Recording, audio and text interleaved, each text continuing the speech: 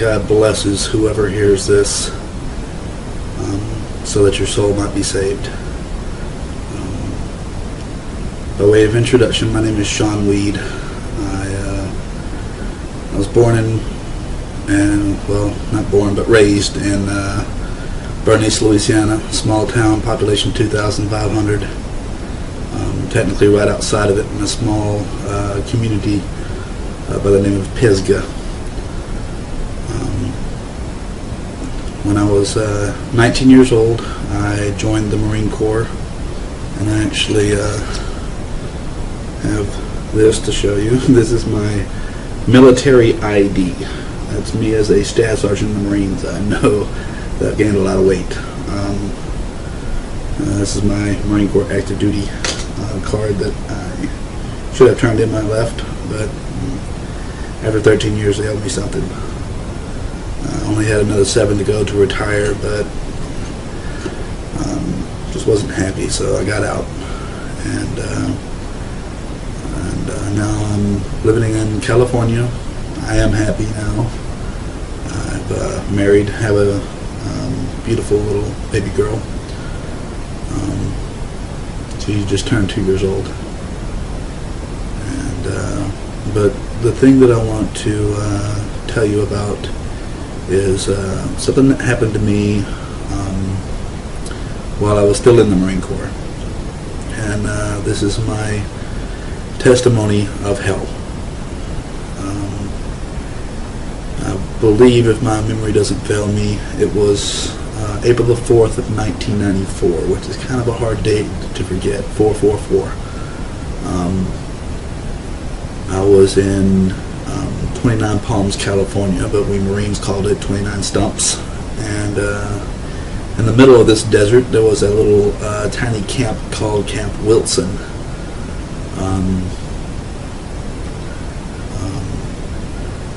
I was in the middle of a training cycle because I was with artillery, and every time we go from Camp Lejeune, North Carolina, to 29 Palms, California, to do training, we stay there for 2 months. In the very middle of it, we have a 4-day period of leave. I was at that time not a what I would consider a Christian. I'd grown up in a Baptist church. I knew about heaven and hell, and as much as anyone can know when you're only 22 years old. But I wouldn't really consider myself a staunch Christian. At that time, I was pretty much doing my own thing, living my own life, my own way. Was not married, but still sleeping around, drinking alcohol, smoking cigarettes, just basically living the life of a hellion, and along with 2 other devil dogs, as we like to call ourselves. One by the name of Jason Laycock. At that time, he was a corporal in S2 Intelligence, and the other one was Toby Page, who was also a corporal in S1 Administration. I myself was S3, which is Fire Directional Control. Anyway, we were sitting around in 110-degree sweltering weather because it was just really nothing else to do at camp other than sit around and talk. So we were all 3 sitting around. Corporal Laycock broke out his pictures, and we were all sitting around looking at him, and he took some extraordinary pictures. After we got through viewing his photos, he broke out his camera and realized he only had 3 photos left to take before it was the end of the film. So he had us get up. He took a picture of his green folding cot, which had everything he owned underneath it. Alice pack, sea bag, boots, you name it, it was all underneath there. And then we took a buddy picture where we were like leaning on each other, like, you know, best of friends. And then for his last picture, he looks at it and goes, "Oh, I only have one left." And then he looks over and he sees this noose dangling from the ceiling. The noose was made of hay rope, which had tiny little sprigs sticking out from it. And the noose was hanging from a rafter that was inside the A-frame, was only about 6 foot 8 inches from the ground, and the noose actually hung all the way down till it was about 1.5 feet off the ground. So anyway, for the last picture, he looks over at the noose and he goes, "I got an idea."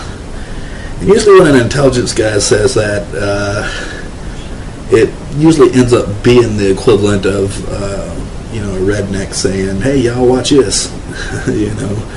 So it usually turns out bad for everyone, which it did. Anyway, he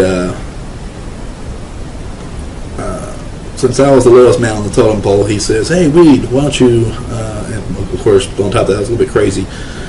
He said, "Hey, Reed, why don't you go over there and stick your head inside that noose and act like you're dead, and I'll take the last picture." I'm like, "Okay." Thinking to myself, not a bad idea. And I went over there, started at the noose, and of course I had to kneel down. So I squatted down, towards the ground, so I'd have a little bit of tension on the rope, so it looked like I was actually hanging, and he was just going to take a picture from my waist up.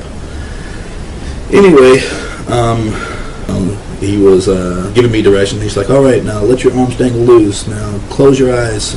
Relax them. Don't make any wrinkles. Stick your tongue out a little. Cock your head to the side a little bit. And he's giving me all these instructions so to make a real-looking photo.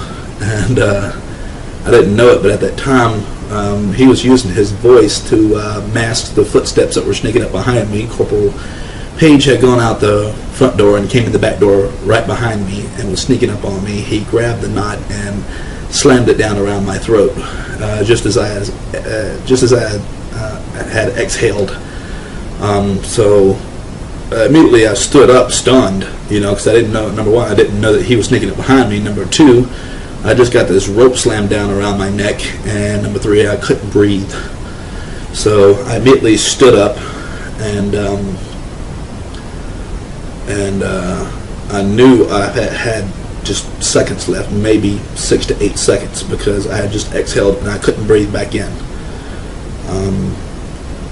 So I jammed a finger into the knot and actually scratched my neck in the process of doing it. I grabbed I had a finger in the noose, and I grabbed the knot in the back and I was pulling against it, but what I didn't understand is that the rope comes down through the knot, comes off to the side around your neck, then comes back up through. So if you don't grab this knot and twist it over to the side, you'll never get this rope to slide because it's at an L. It's like this. It's hooked into there, and it won't come loose until you straighten it out. Of course, it was on the back of my neck, and I didn't have all that much time to think about it. So I'm just grabbing the knot and pulling for all that I'm worth. And with one finger, it was just not enough strength. So I shoved another finger in there and grabbed the knot. And I knew I only had seconds left. And I said to myself, I have one shot, one chance to get this right. Otherwise, I'm a dead man. So I shoved the second finger in there, and I grabbed the knot, and I closed my eyes, and I clenched my teeth, and I pulled for everything that I was worth. And I felt something give way, and I fell forward, and I was out, and I was glad to be out. And the guys, they just looked at me, and they go, like this, and I gave them a few choice words, which I will not repeat.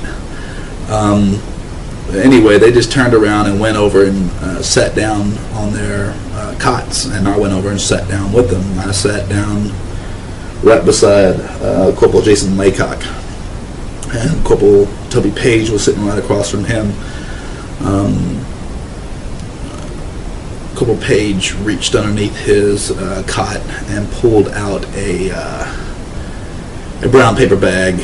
He unrolled it, and inside of it was a white AFES bag.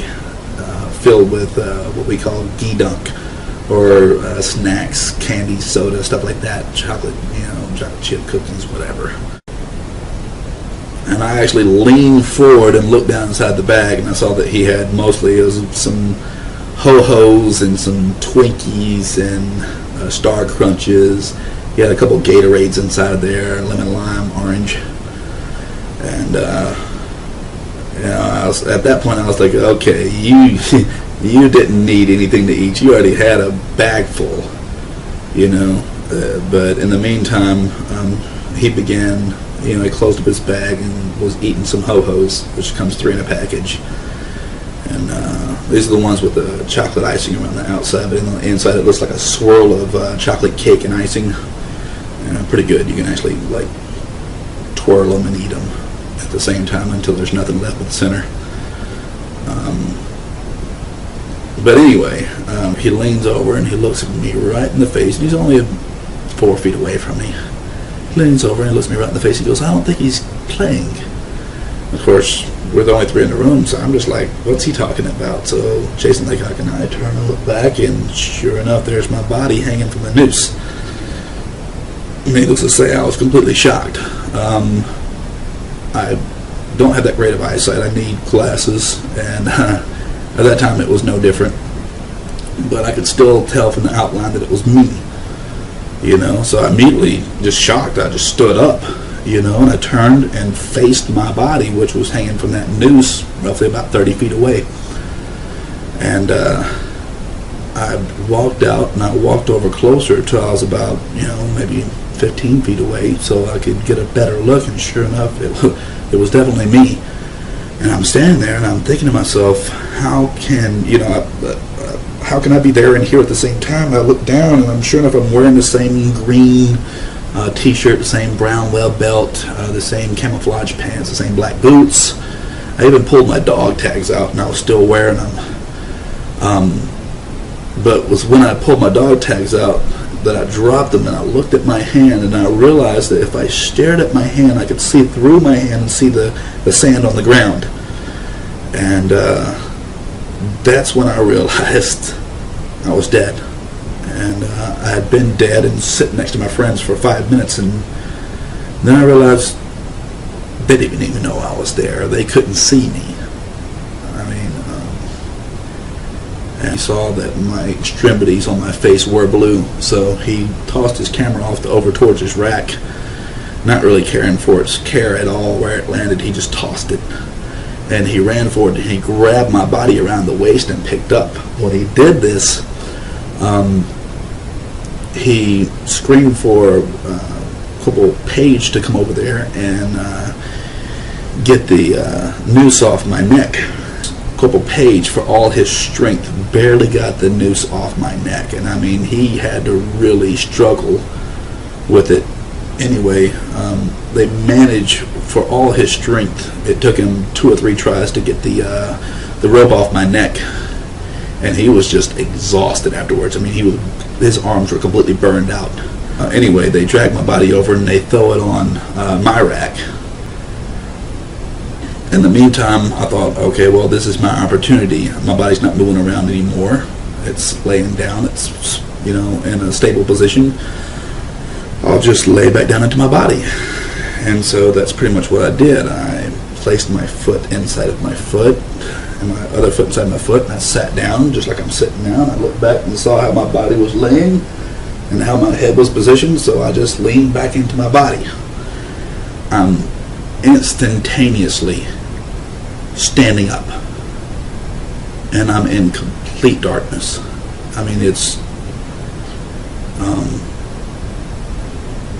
It's a darkness that you could almost feel. I know it sounds weird, it doesn't make any sense, but that's the only way that I can put it. Because this darkness had like a texture to it, and it was complete darkness. It was just solid black. And I know the first thing I thought to myself is, well, where am I? And I had no clue where I was. I was still wearing everything that I'd been wearing before, only I was just in this place that I didn't recognize at all. And the first thing I noticed is that there is nothing. And when I say nothing, I mean absolutely nothing. There's no light, no wind, no sound, nothing. And I thought to myself, there can't be nothing. I'm standing on something. So I looked down, and I'm standing on nothing. I mean, the only way I can liken it to is if you went inside of a giant warehouse and elevated yourself a good 30 feet off the ground until you and stood on a plate of glass, so that when you dimmed the lights you couldn't see the ground beneath you, but yet you could still see beneath you. That's the only way I can explain it to. It was like standing on air that was hard as stone, but had no reflection. You know, it's like standing on hardened air or glass that had no reflection. That's the closest I can come to explaining it. But when you look down, you could literally see beneath your feet for a couple feet down, but you were standing on nothing. And I thought to myself, well, if I was in a completely dark room, I wouldn't be able to see my hand in front of my face. How is it that I'm able to see what there's light coming from somewhere? And so I looked up, because that's where pretty much all sources of light are, whether you're inside or outside, they're above you. So I looked up, and I see nothing. And from that point, I became very scared. And but before I could even think another thought, I was snatched up off of my feet by a very, very large demon. Of course, for me, I didn't know what had happened. It was like getting hit by a truck and having no clue that it was ever coming. This thing had come up behind me so fast, and it caught me by complete surprise, and it was so big. I can't possibly begin to describe what it's like being, what it feels like to be in the grips of something that big. But I'll do my best. 1 minute I'm standing there, the next minute I'm leaning backwards like this. My feet are out more or less in front of me, and they're popping.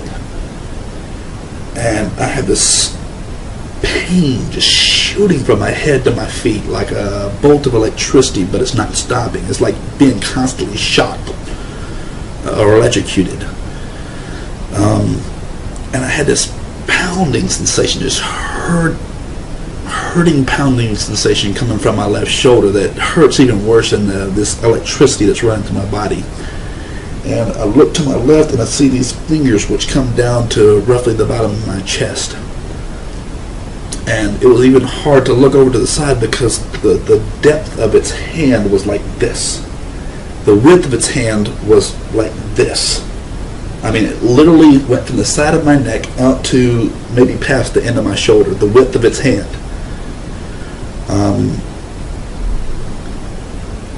The color of its skin was black and red. Now, I don't know if it was red with black shadows moving across it, or if it was red with a black oily substance like a cloud moving beneath the skin, so that it makes it have a perception of moving while it's standing still.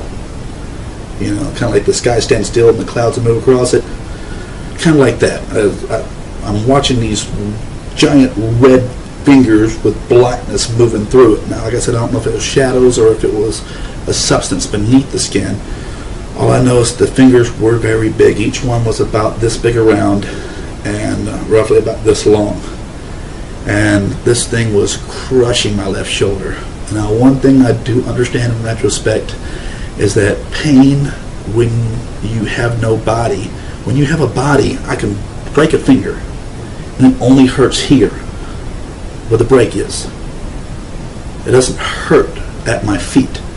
But when you're in your soul's body, when your soul experiences pain, you experience it everywhere because there's no pain receptors to stop your brain from saying, oh, it hurts here. No, it hurts everywhere. anywhere you experience pain, it runs through your body like electricity. You feel it from the very top of your hairs to the bottom of the soles of your feet. You just feel pain as if it were a bolt of electricity through your entire body. The only thing that lets you know exactly where you receive that pain from would be that pounding sensation, kind of like a heartbeat, that throbbing sensation when you got an infection. That's the only thing that lets you know exactly where you've been hit. You feel it everywhere, though. And this thing had a hold of me, and I'm looking down at these fingers, and I'm just thinking to myself, well, what is this that has a hold of me? And as I'm thinking this, I understand now, also in retrospect, that anything that you think in this place can be heard as if you had spoken it out loud. And this thing had me like this, and was just smiling at me. It had looked back, and it was smiling at me, waiting for me to look at it. And when I looked over my shoulder and up at it, it was already staring at me. And I understand now that it had heard what I was thinking and just wanted to give me a nice little shock, you know, on top of the pain that I was already experiencing, just because of the grotesqueness of its face. I mean, this thing was grotesque. And it was huge. Overall, the thing, and I know this sounds already more crazy than everything that I've already said, but this thing is 13 feet tall, and it's not like I sat there and said, okay, stand still, let me grab a step ladder and measure you. Where's my tape measure? You know, no. Anything that you want to know in this place, all you have to do is ask it. Ask it in your mind or ask it out loud, and the answer will be given to you. It doesn't matter. And I thought to myself, how big is this thing? And the answer immediately came to me, 13 feet. It was exactly 13 feet tall. And I didn't ask myself how much it weighed, otherwise I would know that too.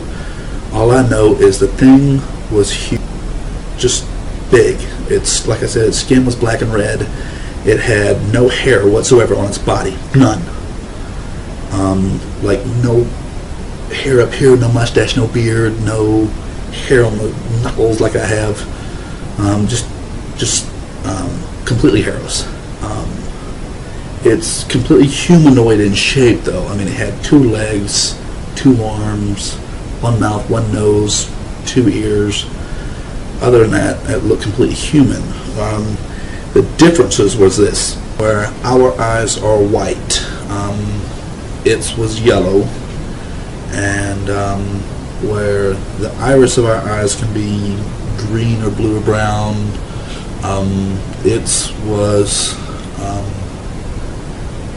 gold and diamond shaped like a snake's, and it had a really flat nose. I mean, just looked like somebody was literally pushing its nose against its face, and its nose was easily as wide as its mouth. So really flat, really wide nose, and gleaming white teeth. I mean, perfectly shaped, just like a human's, a little bit better than mine. And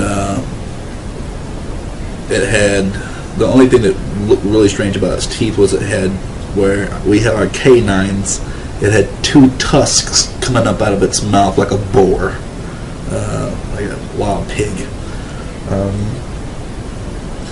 It was I only looked at its face for, I would say, a second, and that's all that it took. Yeah, I was just, as a man, I'm not afraid of any other man on the face of this earth. I will fight anybody. I don't care how much bigger they are than me. But this thing, there was no fighting it. I mean, it was far too big. I mean, 13 feet tall versus 6 feet tall. I could stack another one of me on top of my head and still not be as tall as it. You know, and if I had to guess, I would say roughly about in between 3,000 and 4,000 pounds. I mean, I don't know for sure. I'm just guessing, but I would say that's a pretty fair estimate.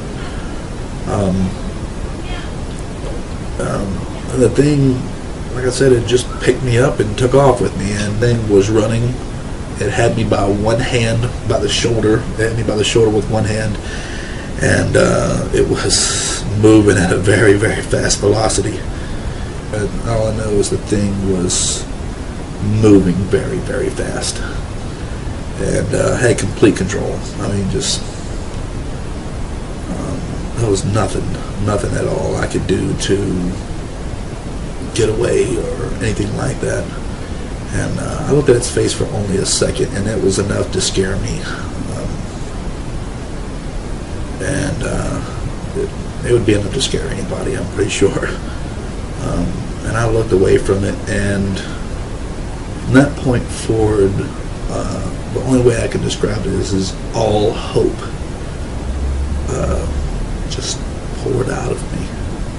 I literally felt hope and emotion as if it were a physical substance, like water in a cup just being poured out of me. I literally felt hope pour out of me, starting from the inside of my head. It just drained out of my body all the way down and right out through my feet.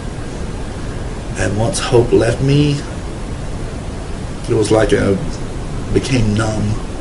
My feet were still popping, but I couldn't feel any pain.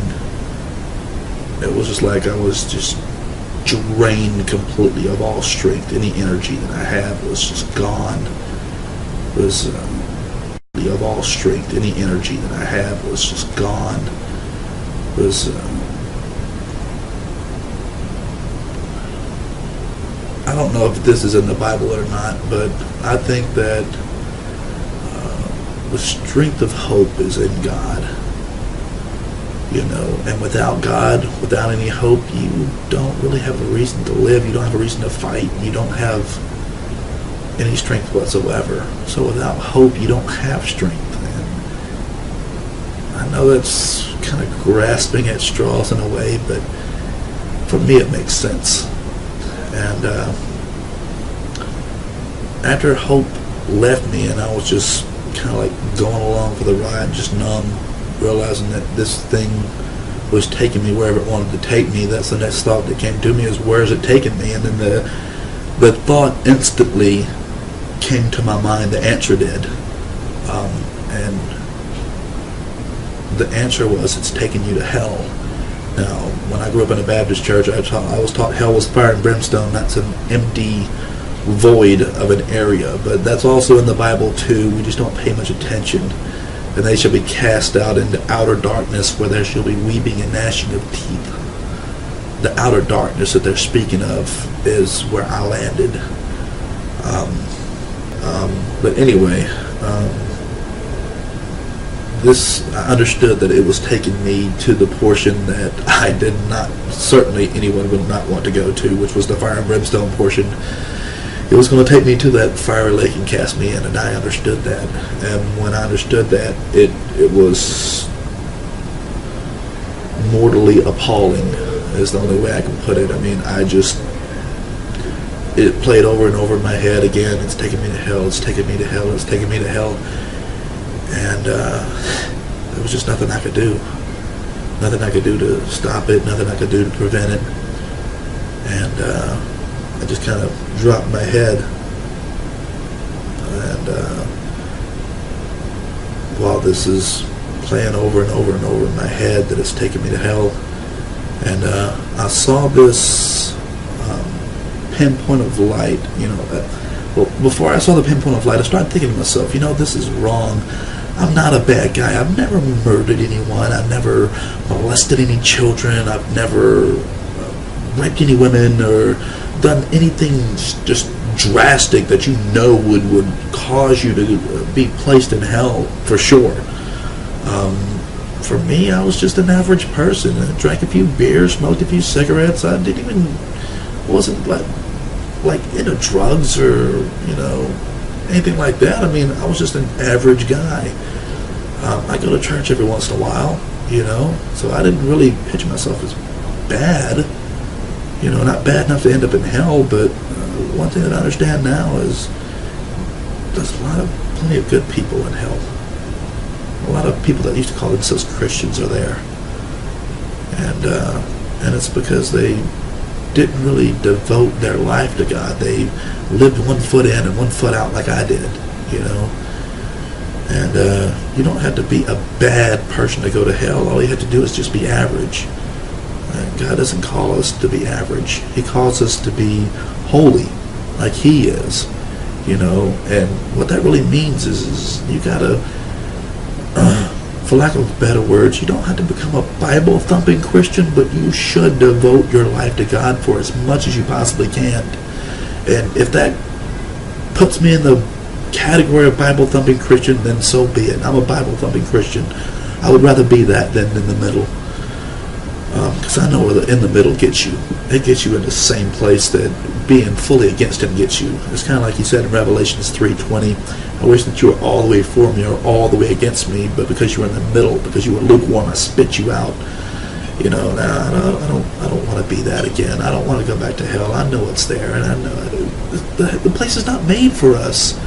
It was made for them, and we just unfortunately do not realize the reality of the place. The reality of the place is far worse than you can imagine, and I only experienced a taste of it. I landed on the doorstep of hell, is the way I like to look at it. Or you can even say I landed in the middle of hell, but it wasn't fire and brimstone, although I know for certain that it does exist because that's where it was taking me. And although I never laid eyes on the flames, I know that they really do exist. But as I was thinking this to myself, that I'm not such a bad guy, why am I ending up here? That's when that light appeared. And I looked up at it, it looked like a star far off in the night sky. Something so tiny and insignificant and far away that it couldn't possibly help me. And then I saw it moved off to the left a little bit, and I picked my eyes up, and my head up, and I looked at it, and I thought to myself, did we just change direction, or did it move? And it went back to the right, and I thought for myself, no, for certain, we didn't change direction, it moved. And I thought to myself, what is that? And as I thought that, and began to focus in on it, it just came rushing at me like the only way I can describe it is the speed of this thing was like a bolt of lightning. It came at me so fast that one moment it was just like a tiny little star in the night sky, and the next minute, white, bright, blinding white light. And his hand was reaching down to me, and it was an angel. It's all right.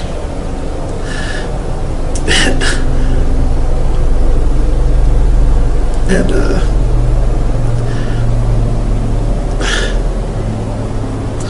my hand just reached up and grabbed its hand.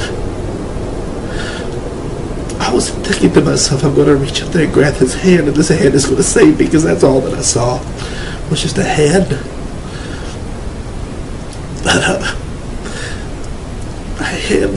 my hand knew what to do. It was like having a baseball thrown at your head. Somebody says heads up, and you just reach up and grab it. It's a reflex. My hand just reflects. And a reflex just jumped up and grabbed this angel's hand. And as soon as I touched its hand, we were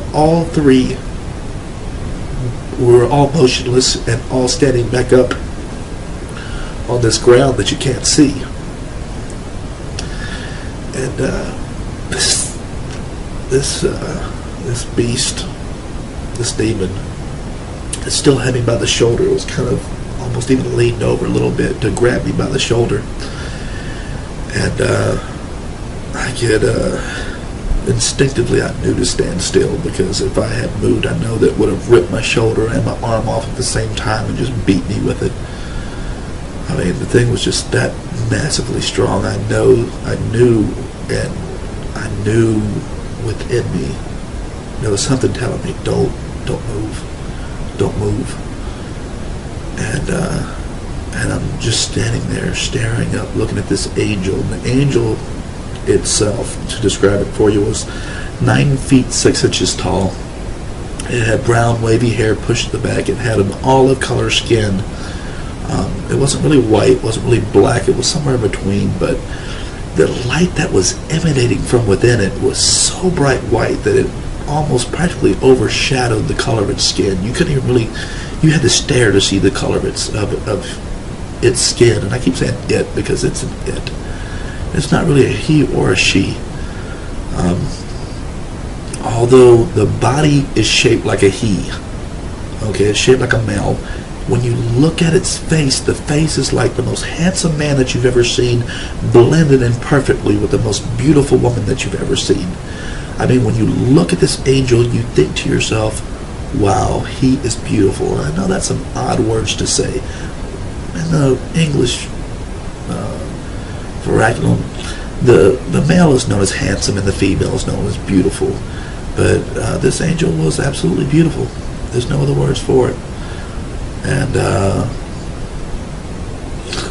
its eyes were blue, and I mean, when I mean blue, I mean perfect blue, like someone took a portion of the sky and put it in its eyes, or dipped a cup out of the ocean and poured it into its eye. There was no flaw in it, no flaw.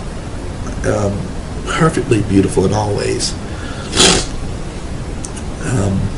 Other than its face looking like the cross between a man and a woman, and I don't mean like, oh, is it Pat? You know, no. I mean just beautiful.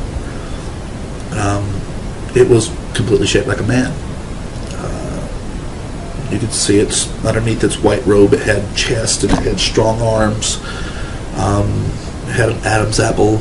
I mean, it was every bit shaped like a man, and a strong one. I mean, just strong. But you could tell it was, this angel was there to fight.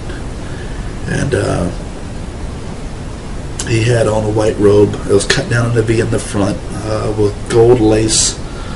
I guess, I don't even know what to call it. Like embroidered gold around the edges of its collar.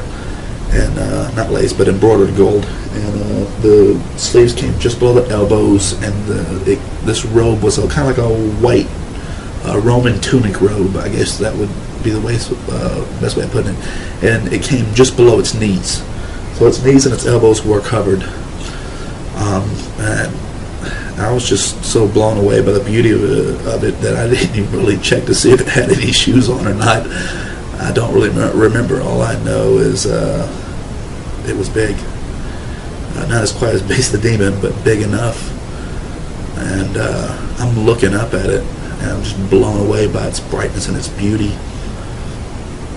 And at the same time, I'm just frozen in place, because I know that if I move this thing, it's going to rip my shoulder off and just beat me with my arm. And this thing, I can feel its anger, this demon's anger, like heat from a fire. And it turns around like this to see what had stopped it and why. It wanted to know what had stopped it and why. Because technically I was right where I belonged, and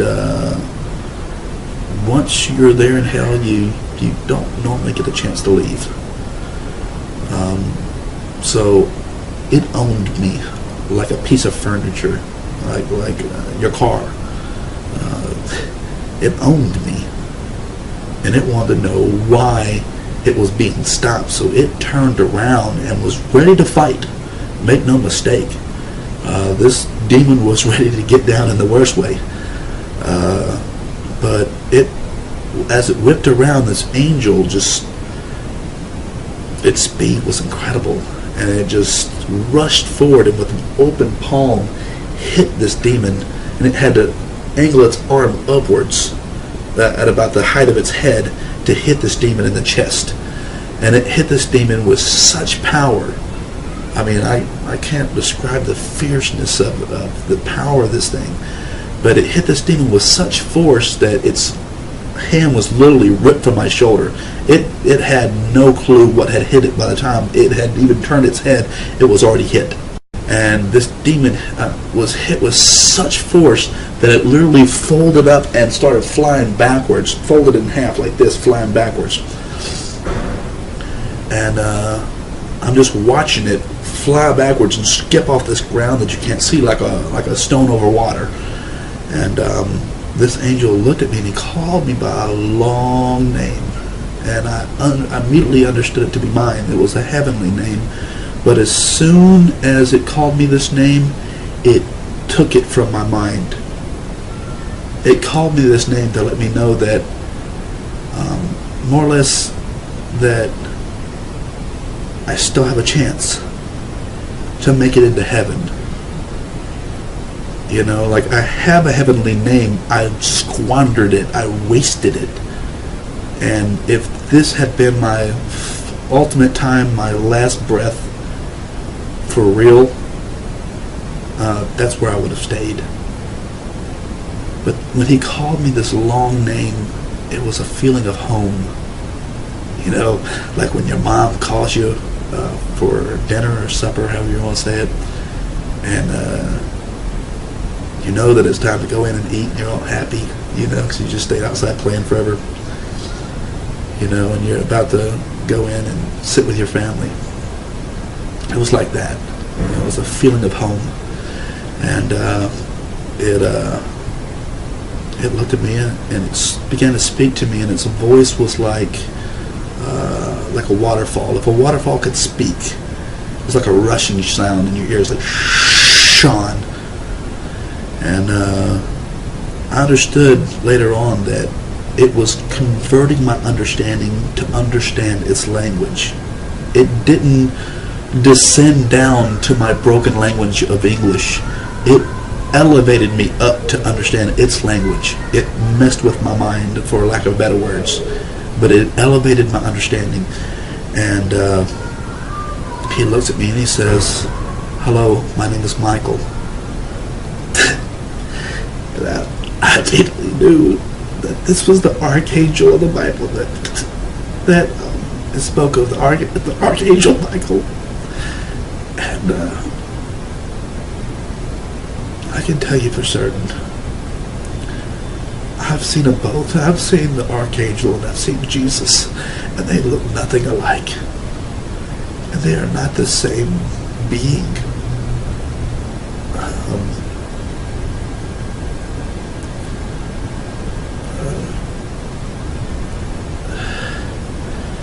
But anyway, he said, he began to speak to me, but I got distracted by this demon that had gotten back up and was coming back after me. It was coming back to get me. And it was coming back to fight this angel for my soul. And so I turned back because I knew that it was coming. I'm sorry. So it was, this angel was still talking to me, so I wasn't really listening to it. I was too focused in on this thing, and it was getting bigger. It was running back after me, and it was getting faster, and it was getting bigger, so it was coming back after me, you know, from this great distance that this angel hit it. And so I looked back at him like, whatever you got to say, please just hurry up and say it, and if you're going to get me out of here, please get me out of here. You know, and this is what I was literally thinking. You know, and he just looked at me and he gave me a saddened look. And he looked at me and he just goes, "Your time has not yet come. It's time for you to go." And he points his finger, and when I stepped in that direction, my soul immediately went back to my body. Just as fast as I had appeared in this place, I left this place, and I was back in my body, laying on that cot where I knew I should have, my eyes opened. And it took me a good 20 minutes to get to walking again, simply because my entire body had fallen asleep. And I'm almost certain that after having been dead for 8 minutes, that there must have been angels there jump starting everything in my body again, because there would have been no blood flowing anywhere.